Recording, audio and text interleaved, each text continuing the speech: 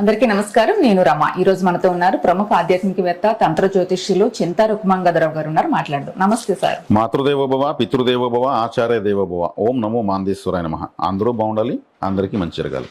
ఇప్పుడు ఓం నమో మాందేశ్వరాయ నమః అన్నారు కదా, అంటే జనరల్గా చాలా రేరు. అంటే నేను మీ దగ్గరే విన్నాను. మామూలుగా అయితే అందరూ ఓం నమ శివాయ, అమ్మవారి శ్లోకం ఇలా మొదలు పెడుతూ ఉంటారు. మాంది గ్రహం గురించి కూడా మీరే మొదలు పెట్టారు సార్, యూట్యూబ్లో వీడియోస్ చేయడము నాకు తెలిసి. సో ఆయన గురించి చెప్పడం కానీ, ఆయన పట్టుకుంటే ఎలా మంచి జరుగుతుంది మనకి, ఇలాంటి విషయాలన్నీ ఎన్నోసార్లు చెప్పారు. మరొకసారి ఆయన పట్టుకుంటే అసలు మనకి లైఫ్ ఎలా టర్న్ అవుతుంది, ఏం మంచి జరుగుతుంది?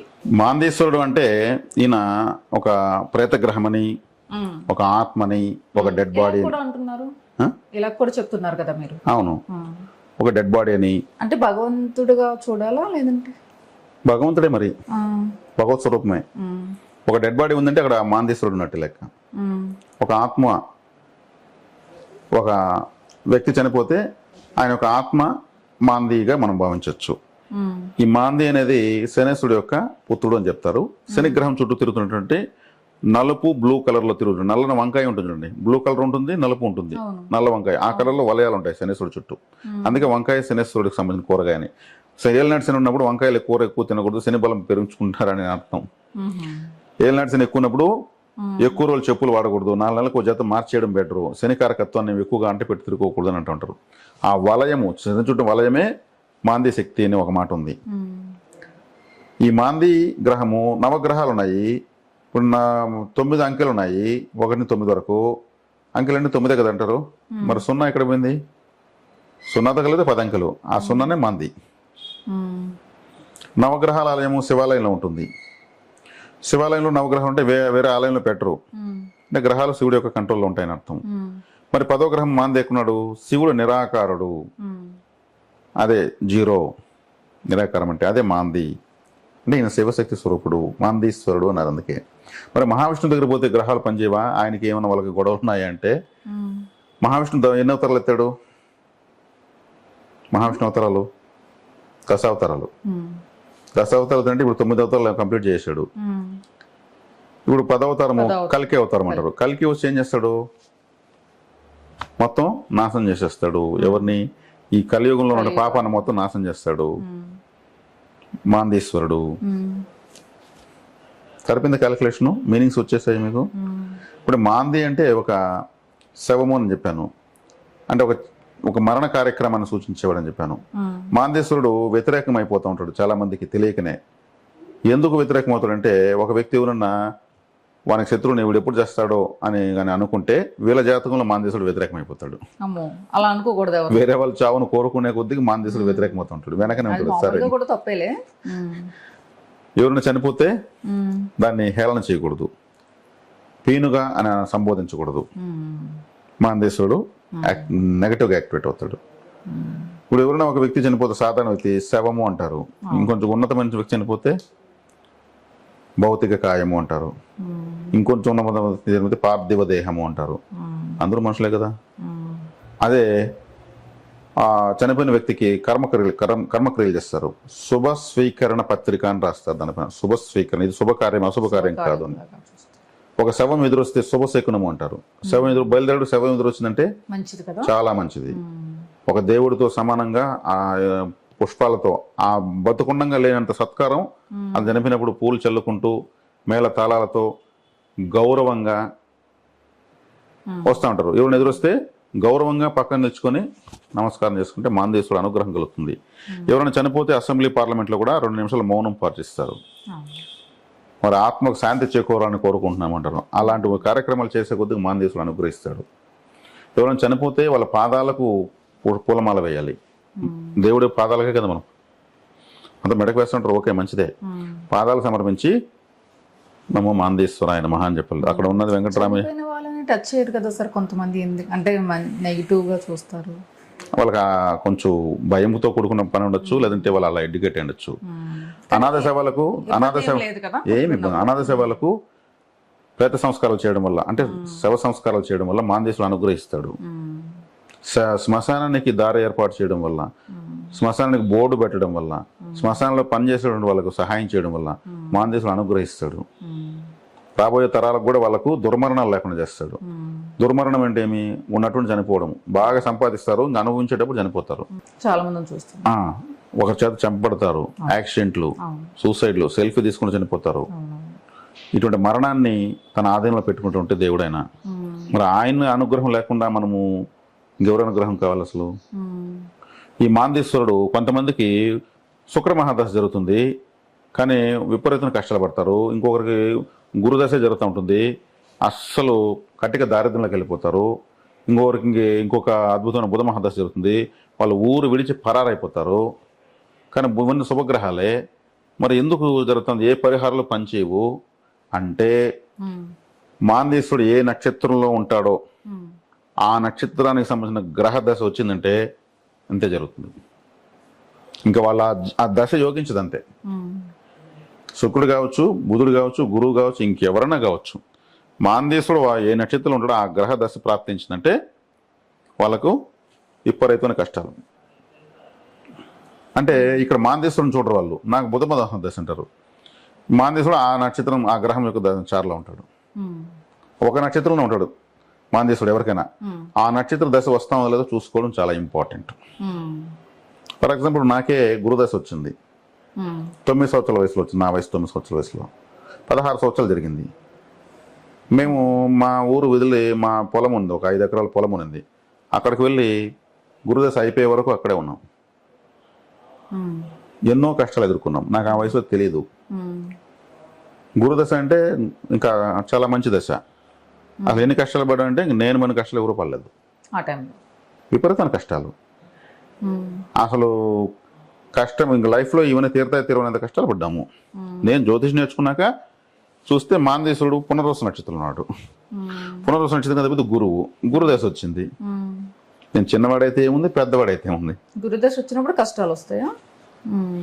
మాందేశ్వరుడు ఉన్న నక్షత్రం యొక్క దశ వచ్చిందంటే వాళ్లకు ఇంకా వాళ్ళు విపరీతమైన కష్టాలు అనుభవిస్తారని అర్థం. అది కని విని ఎరుగిన రీతిలో ఉంటాయి. ఊహించడానికే కూడా మనసు భయపడుతుంది, ఆ స్థాయిలో ఉంటాయి. ప్రేతగ్రహం కదా, ప్రేత తాకడ ఆ దశకు ప్రాప్తించింది నా అర్థము. నాకు లగ్నంలోనే ఉన్నాడు మాంది, ఏకంగా లగ్నంలోనే మాంది ఉన్నాడు. పునర్వసు నక్షత్రం మిథున రాశిలో ఉంటుంది, మిథున లగ్నం నాది. మరి లగ్నంలో గురువు ఉన్నాడు, గురువుతో కూడా మాంది ఉన్నాడు. అక్కడే కుజుడు ఉన్నాడు, కుజుడు గురువుతో కలిసి మాంది ఉన్నాడు. గురువు నక్షత్రంలో ఉన్నాడు. గురు దశ నాకు వచ్చింది. అప్పుడు పరిస్థితి ఏరైందంటే అది నేను నేను మాటలకు చెప్పలేంత కష్టాలు పడ్డాం. వాటితో ఎంతో జీవితం నేర్చుకున్నాను, అది వేరే విషయం. కానీ అంత చిన్న వయసులో 9 సంవత్సరాల నుంచి ఒక 16 సంవత్సరాల పాటు అంటే 24 సంవత్సరాల వరకు మంచి ఏజ్ అది. చదువు అప్పుడే సంతోషకరంగా ఉండాల్సింది, తిరగాల్సింది ఆ వయసులోనే ఏమీ లేకుండా పోయింది. అంత కఠినతరమైనటువంటి పరిస్థితిని ఎదుర్కొన్నాం. నా జాతకంలో ఉండడం వల్ల మా ఫ్యామిలీ మొత్తం వచ్చింది. నేను ఒకడే పోను కదా. అంటే ఆ ఇంట్లో ఎవరికైతే మాందేశ్వరుడు గ్రహదశ వస్తుందో ఆ కుటుంబానికి మొత్తం కష్టం వస్తుంది. 16 ఇయర్స్ ఉంటుంది. ఏంది గురుదశ. బుధ మహర్దశ అయితే 17 ఇయర్స్ ఉంటుంది. శని దశ అయితే 19 సంవత్సరాలు ఉంటుంది. శుక్రదశ అయితే 20 సంవత్సరాలు ఉంటుంది. రాహుదశ అయితే 18 సంవత్సరాలు ఉంటుంది. ఇవి లాంగ్ టర్మ్ ఉన్నటువంటి దశలు ఇవన్నీ. ఈ గ్రహాల యొక్క నక్షత్రంలో మాంది ఉన్నాడంటే ఆ గ్రహం ఆ దశ ప్రాప్తించిందంటే ఖచ్చితంగా వాళ్ళు ఢిల్లీ పార్లమెంట్ భవనం పక్కన ఇల్లు ఉంటే కూడా ఇబ్బందులు పడాల్సిందే. కాబట్టి మాందేశ్వరుడు ఏ నక్షత్రంలో చూసుకోవాలి. ఆ దశ రాకపోతే వాళ్ళ అదృష్టమే. ఆ దశ వచ్చిందంటే మాత్రము ఆ దశలో వాళ్ళు కష్టాలు పడుతున్న అర్థం. ఉదాహరణ మాందేశ్వరుడు లగ్నాన్ని 12 ఇంట్లో ఉన్నాడు అనుకుందాం. మనం ఇంకొకసారి ఇంకో వీడియోలో చేద్దాము ఏ రాశిలో మాందేశ్వరుడు ఎటువంటి ఫలితాన్ని ఇస్తాడు. చాలా ప్రతి ఒక్కరికి అవసరం అది. 12 రాశులు ఉంటే ఏమవుతుందంటే ఇంకా చివరి దశలో చనిపోతారు అనేటువంటి వయసు వచ్చినప్పుడు, అంటే వాళ్ళు ఎప్పుడు చనిపోతారో అప్పుడు 5 సంవత్సరాల ముందు నుంచి తీవ్రమైనటువంటి ఇబ్బందులు పడతారు. చాలా దుర్భర పరిస్థితులు చనిపోతారు అని జ్యోతిష్యం చెప్తా ఉంది. అంటే ఇప్పుడు పెద్ద పెద్ద సెలబ్రిటీస్ చూస్తాం మనము, బాగా ఒక వెలుగి చివరి దశలో మాత్రమే చనిపోతారు. ఆశ్చర్యం వేస్తుంది వాళ్ళ జీవితం చూస్తే. మాందేశ్వరుడు 12లో ఉంటాడు. 12 రాశులు చివరి రాశి. మాందేశ్వరుడు చివరి జీవితంలో అంత్య సమయంలో 12వ స్థానంలో శ్మశానం కూడా వస్తుంది. వాళ్ళు అతి సాధారణంగా చనిపోతారు, అన్ని సర్వం కోల్పోతారు అని అర్థం. అదే లగ్నంలో ఉన్నాడు అనుకోండి, వశీకరమే ఉండదు, విపరీతమైన ఇంటెలిజెన్స్ ఉంటుంది. మాందేశ్వరుడు ఉన్న లగ్నంలో విపరీతమైన ఇంటెలిజెన్స్. నాకు లగ్నంలో మాందేశ్వరుడు ఉన్నాడు కానీ ఆ దశ ప్రాప్తించినప్పుడు నేను నాకు తలుచుకుంటే నేను ఎలా అనుభవించాను ఆ బాధలు అనేంత ఆశ్చర్యంగా నాకే వేస్తుంది. అనుభవించి కంప్లీట్ చేశాం. వీళ్ళకంత ఈ మంత్రతంత్రాలు, చేతబళ్ళు, దయ్యాలు, పిశాచాలు ఇవన్నీ వీళ్ళకు నమ్ముతారు. ఆ టైంలోనూ వీళ్ళు లైఫ్ టైం ఓకే కనిపిస్తాయి కూడా వీళ్ళకు. ఓకే నేను తంత్ర జ్యోతిష్యం అన్నా నేను. నాకెందుకు అట్లాంటి జ్యోతిష్యం వచ్చింది? ఓకే ఇంత మిస్టీరియస్ సబ్జెక్టులు, ఇంత పారాసైకాలజీ రిలేటెడ్ అవును. అష్టాలజీ ఎందుకు చెప్పగలుగుతున్నాను? నాకు లగ్నంలో మాంది ఉన్నాడు, ప్రేతగ్రహం లగ్నంలో ఉంది నాకు. మీకు పాజిటివ్ నెగిటివ్ వెంటనే తెలిసిపోద్ది కదా. ఇది ఇచ్చేస్తాడు మాందేశ్వరుడు. నాకు లగ్నంలో ఉందని నేను గర్వంగా చెప్పుకుంటున్నా. నాకు నా అదృష్టం నాకు లగ్నంలో ఉండడం వల్ల. కానీ ఆ దశ వచ్చినప్పుడు మాత్రం నాకు చిన్న వయసు కావడం కూడా నా అదృష్టమే. ఆ వయసులో ఎట్టో కూడా అనుభవించేస్తుంది. అదే ఈ వయసులో వచ్చి ఉంటే నా పరిస్థితి ఏమి? అన్ని సంపాదించుకొని స్థిరపడాల్సిన నడి వయసులో వచ్చేదాని వల్ల పరిస్థితి ఏంటి? పరిష్కారాలు ఎలా ఇవ్వాలో జ్యోతిషులు తెలియదు. గురుదశ అయితే గురు జపం చేయండి, ఇంకేదో చెప్తా ఉంటారు, స్ట్రైట్గా ఆ గ్రహాలు చెప్తుంటారు. ఆ గ్రహ నక్షత్రాన్ని పరిహారం ఉంటుందా సార్? ఖచ్చితంగా ఉంటుంది, ఖచ్చితంగా ఉంటుంది. పరిహారాలు మనము ప్రతి రాశిలో మాందేశ్వరుడు లగ్నం నుంచి ఉంటే ఏంటని చెప్తాము. మనం అది మంచి సిరీస్ చేద్దాం. ఒక సిరీస్ లాగా. కాబట్టి మాందేశ్వరుడు చాలా శక్తివంతమైనటువంటి గ్రహము. కాబట్టి ఎవరు చావు కోరుకోకూడదు. ఎవరన్నా చనిపోతూ ఉంటే కొంతమందికి వాళ్ళ సంబంధించిన బంధువులకు శుభకార్యాలు ఉంటాయి.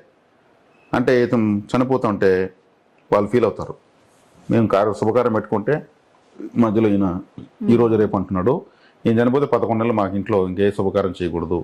ఒక పెండ్లుగా వచ్చేటట్టు విసుక్కోకూడదు.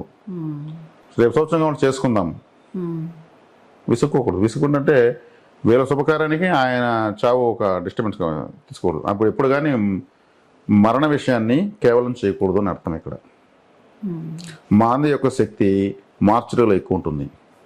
పోస్ట్ మార్టం డిపార్ట్మెంట్ ఉంటుంది, అంటే బాడీ కట్ చేసి అంతా చూస్తారు కదా, అక్కడ ఎక్కువ ఉంటుంది. అక్కడ పనిచేసే వాళ్ళ ప్రభావం ఎక్కువ ఉంటుంది. వాళ్ళ ఆ యొక్క బలంతో అక్కడ ఎంప్లాయీస్ అవుతారు. శ్మశానాల్లో ఎక్కువ ఉంటుంది. ఇప్పుడు ఒక వ్యక్తి చనిపోతే ఉత్తమ జన్మకు వెళ్ళాలంటే కూడా మాందేశుడు యొక్క అనుగ్రహం కావాలి. లేదంటే ప్రేతమయ్యే తిరుగుతూ ఉంటారు. దుర్మరణం పాలైన వాళ్ళు వెంటనే జన్మ రాదు. యాక్సిడెంటు, సూసైడు, బర్నింగ్, హ్యాంగింగ్, వీళ్ళంతా బలవన్ మరణం, తమను తాము చంపుకుంటారు కదా, ఆత్మహత్య మహానేరం. అటువంటి వాళ్ళకి వేగంగా రాదు, జన్మ రాదు. కాబట్టి చంపుకోకూడదు. ఇప్పుడు మాంది వీళ్ళు ఎలా చనిపోతారని డిసైడ్ చేసి ఉంటాడు. అంటే గతంలో అటువంటి కర్మలు జరిగి అదే కర్మ రిపీట్ అవుతూ ఉంటుంది. ఇప్పుడు మాందేశ్వరుడు చాలా ఇంపార్టెంట్. ఇప్పుడు మాందేశ్వరుడు ఏ గ్రహాలతో టచ్లో ఉంటాడో ఆ గ్రహాలన్నీ కూడా వీక్ అవుతాయి. మాందేశ్వరుడు ముందు వెనక తనున్న రాశి, ఎదురుకున్న రాశి, మొత్తం 4 రాశులని కలుషితం చేస్తాడు. ఇప్పుడు ముందు ఈ పక్క రాశాను కదా, మాందేశ్వరుడు డెడ్ బాడీ అని చెప్పాను కదా, ఇది ఈ పక్క రాశులు ఎలా కలుషితం అవుతాయి? ఒక ఊరు ఉంటుంది, ఆ ఊరిలో ఒక ఇంట్లో ఒక చావు జరుగుతుంది. ఆ పక్కలు ప్రశాంతంగా ఉంటారా? వాళ్ళు ఫోన్ చేసి మా పక్క ఇంట్లో చావు, మీరు రేపు రండి. వాళ్ళు ఆ శవాన్ని శవ కార్యక్రమం తీసుకెళ్ళాక వాళ్ళు కూడా ఇండ్లు కడుగుతారు. అక్కడ వచ్చిన వాళ్ళందరూ కూడా శోకతత్వ హృదయాలతో వస్తారు. కన్నీటి స్మెల్లే వస్తూ ఉంటుంది అక్కడంతా. ఆ డెడ్ బాడీ స్మెల్ రాకూడదనేసే అగరవత్తులు ఎక్కువ వెలిగించేస్తారు. ఎక్కువ అగరవత్తులు వాసన వస్తూ ఉంటుంది. ఆ డెడ్ బాడీ అనేది స్మెల్ పెరగడం స్టార్ట్ అవుతుంది. అదే మాందేశ్వరుడు రెండవ ఇంట్లో ఉంటారు కొంతమందికి, ఆ ఇంట్లో ఒక కుళ్ళు వాసన వస్తూ ఉంటుంది. అందరూ స్నానాలు చేస్తూ ఉంటారు, ఒక డిఫరెంట్ కుళ్ళు వాసన వస్తుంది. శవం యొక్క వాసన అని కూడా చెప్పచ్చు. ఆ టైప్గా ఉంటుంది. కాబట్టి ఈ మాందేశ్వరుడు చాలా చాలా ఇంపార్టెంట్. మాందేశ్వరుడు ప్రతి ఒక్కరు చూసుకోవాలి. ఈ మాందేశ్వరుడు యొక్క ఏకంగా ఆలయమే ఉంది, ప్రేతగ్రహానికి ఆలయం ఉంది. నేను చెప్పినప్పుడు అందరూ ఆశ్చర్యపోయారు, వీడోడ్రా బాబు ఎక్కడి నుంచి వచ్చాడు, ప్రేతగ్రహం అంటాడు, శవం అంటాడు, గ్రహం అంటాడు, 10వ గ్రహం అంటాడు, పట్టుకుంటుంది అంటాడు, ఏదో చెప్తున్నాడు. ఏకంగా ఆలయమే నేను అడ్రస్ చెప్పా. స్లోలీ అందరూ కనెక్ట్ అవుతున్నారు, చాలా ఫాస్ట్ కనెక్ట్ అయ్యారు. తిరువలంగాడు అనే ఊరు, అరకొన్న రైల్వే జంక్షన్ పక్కన, తిరుపతి నుంచి చెన్నైకి వెళ్ళేదాళ్ళు. 1000 సంవత్సరాల టెంపుల్, వడారణ్యేశ్వర స్వామి ఆలయము. అక్కడ మాందేశ్వర దోష నివృత్తి పూజను ప్రతి శనివారం చేస్తారు. ఆ విగ్రహాన్ని అభిషేకం చేసి ఏకంగా మన నెత్తి నీళ్ళు చల్లుతారు, ప్రసాదాలు ఇస్తారు. ఆయనకు ఆయుధం ఉంది, వాహనం ఉంది. ఆయనకి మంత్రాలు అక్కడ చదువుతారు. ఆ ఆలయం చూస్తే 2 కళ్ళు చాలవు, అంత పెద్ద ఆలయంలో ఉంది. ఇంకా ఎక్కువ తమిళనాడుకి వెళ్ళలేకపోతున్నామంటే నేను మళ్ళీ మంగళగిరిలో నేను ప్రతిష్ఠించాను, యాదగిరిగుట్టలో ప్రతిష్ఠించాను, గుంటూరు కురటిపాడు శ్మశానంలో ప్రతిష్ఠించాను. ఏకంగా ఆయన ఆరాధన చేస్తున్నాను కాబట్టి ఆయన్నే ప్రతిష్ఠించేటువంటి అదృష్టం నాకు ఇచ్చాడు. అది కూడా ఏకంగా శ్మశానంలో ప్రతిష్టాపన చేస్తున్నాం. ఒక ఆలయం కట్టాలంటే ఒక 4 వీధులు ఉన్న చోట కలిసే చోట వినాయకుని పెడతారు. ఓ రావి చెట్టు వేప చెట్టు ఉంటే నాగదేవతల విగ్రహాలు పెడతారు. ఒక వీధిలో రామాలయం వీధి చివరిలో పెడతారు, అమ్మవారి గుడి కట్టుకుంటారు. నేను ప్రేతగ్రహానికి ఆలయాలు ప్రతిష్టాపన చేస్తున్నాను. నాకు అదృష్టాన్ని భగవంతుడు నాకు ఇచ్చాడు, మాందేశుడే ఇచ్చాడు. నేను ఇప్పుడు చెప్పాను కదా, జన్మలో మాంది ఉంటే భూత ప్రేతాలు, పిశాచాలు, చేతబడులు ఇవన్నీ నమ్ముతారు, కనిపిస్తుంది. నేను చిన్నప్పుడు నాకు కనిపించాయి. నాకు ఇప్పుడు కూడా నేను ఎక్కడన్నా నిర్జన ప్రదేశాలకు ఒకవేళ అవసరం ఉండి వెళ్ళినానంటే నాకు చిత్ర విచిత్ర ఆకారాలు కనిపిస్తూ ఉంటాయి. తెరలు తెరలుగా, పూలుగా కనిపిస్తాయి, రకరకాలు కనిపిస్తూ ఉంటాయి. నాకు చిన్నప్పుడు భయపడేవాడిని, ఇదేందో కనిపిస్తుంది, మనం ఎవరైనా బ్రహ్మ అనుకుంటారేమని. నాకు మాందేశుడు లగ్నంలో ఉండడం వల్ల అవి నాకు ఆటోమేటిక్గా వర్చువల్ షేప్స్ కనిపించడం జరిగింది. వయసు పెరిగే కొద్దిగా ఆ భయం పోయే కొద్దికి నాకు సాధారణంగా ఉండేటువంటి విషయం అనమాట. ఇప్పుడు ఇలా మామూలుగా కొంతమంది నాకు దయ్యం కనిపించింది నిజము అని సీరియస్ చెప్పే వాళ్ళంతా మాందేశ్వరుడు యొక్క ప్రభావంతో కనిపిస్తుంది. ఇంకా శుక్రగ్రహము, గురుగ్రహము దయ్యాలు చూపించదు. ఆత్మలు ఉన్నాయి, వాటికి రూపాలు ఉన్నాయి అనేటువంటి షేడ్స్ అవి చూడాలంటే మాందేశ్వరుడు యొక్క ప్రభావంతోనే వాళ్ళకు ఆ కంటిలో ఆ రెటీనా పవర్ వస్తుంది. కాబట్టి మాందేశ్వర ఆరాధన చాలా సీరియస్గా చేసుకోవాలి. ఎవరికి ఏ నక్షత్రం ఉంటుందో ఆ నక్షత్రం శనివారం వచ్చినప్పుడు మాందేశ్వరుని ఆరాధించుకోవాలి. అదేవిధంగా ఇటువైపు ఉన్నటువంటి నీళ్ళు డిస్టర్బ్ అవుతాయి. ఎదురుగా ఉన్నటువంటి రాశి, మాందేశ్వరుడు ఏ రాశి ఉంటే ఆ రాశికి ఎదురుగా ఉన్న రాశి కలుషితం అవుతుంది. అంటే ఒక ఇంట్లో చావు జరిగితే ఆ ఎదురింట్లో కూడా వాళ్ళు కూడా ఫీల్ అవుతారు, మా ఎదురింట్లోనే చావు, ఇంట్లోంచి బయట రాగానే ఎదురుగా అంతా శవ కార్యక్రమం జరుగుతుంటుంది కదా. కాబట్టి ఎదురింటి వాళ్ళు డిస్టర్బ్ అవుతారు, పక్కింటి వాళ్ళు డిస్టర్బ్ అవుతారు. అలాగే జాతకంలో కూడా మాందేశుడు ఉంటే ఈ పక్క 2 స్థానాలు కలుషితం అవుతాయి, ఎదురుగా ఉన్న స్థానము కలుషితం అవుతుంది. అంటే ఉదాహరణ లగ్నంలో ఉంటే ఏమవుతుంది, 7వ స్థానం కలుషితం అవుతుంది. లేదు 2లో ఉంటే 8వ స్థానం అవుతుంది. 8లో మాంది ఉండకూడదు. 8లో మాంది ఉంటే వాళ్ళ ఊరు వదిలేయడం బెటర్, లైఫ్ టైం అంతా మొత్తం 0 అయిపోతుంది. 0 అయిపోయినాక పోయేదానికన్నా అంతా బాగున్నప్పుడే బయట వెళ్ళిపోవడం బెటర్. 8 అంటే అది భయంకరం దుస్థానం. ఇంకా అక్కడ మాంది కూర్చుంటే అది ఇంకా 100 రెట్లు ఎక్కువ అయిపోతుంది. ఇట్లా స్థానాలను బట్టి మాందేశ్వరుడు విపరీతమైన శక్తిని విడుదల చేస్తాడు. ఆయన అది పూర్వజన్మల కర్మను బట్టి ఆయన అక్కడ వచ్చి కూర్చుంటాడు. ఈ మాందేశ్వరుడు గణితం కూడా ఉంది. మాందేశ్వరుడు ఎక్కడ ఎప్పుడు ఏ రోజు ఎక్కడ ఉంటాడని చెప్పేది గణితమే, మ్యాథమెటిక్సే ఉంది. మాందేశ్వరుడు ఉన్నాడని దానికి నిరూపించేదానికి మనకు ఇప్పుడు సాఫ్ట్వేర్లు వేస్తే వచ్చేస్తుంది కదా, సాఫ్ట్వేర్లో మ్యాథమెటిక్స్ పెట్టుంటేనే కదా ఆడది వస్తుంది. మరి లేనప్పుడు ఆ గ్రహాన్ని ఎలా పెడుతుంది సాఫ్ట్వేర్? ఆర్టిఫిషియల్ ఇంటెలిజెన్స్లో కొడితే కూడా మాందేశ్వరుడు గురించి ఎస్టో వస్తుంది. ఇప్పుడు స్టిల్ నా కూడా వచ్చింది, చాట్ జీపీటీలో కొడితే వస్తుంది. ఇప్పుడు వచ్చింది చాట్ జీపీటీలు. మాందేశ్వరుడు నమ్మారు కాబట్టి కదా ఇవన్నీ వస్తున్నాయి.